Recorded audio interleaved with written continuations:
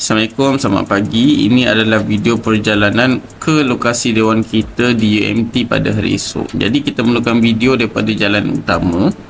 Perjalanan kita mula daripada pintu masuk ke UMT. Daripada jalan utama di belah kiri. Daripada sini terus dan belok ke kiri, macam dalam video ni, dan teruskan perjalanan sampai kita nampak tangki air. Tangki air yang besar ni, belok ke kiri, kemudian terus sampai kita nampak bangunan pusat pengajian maritim, belok ke kanan.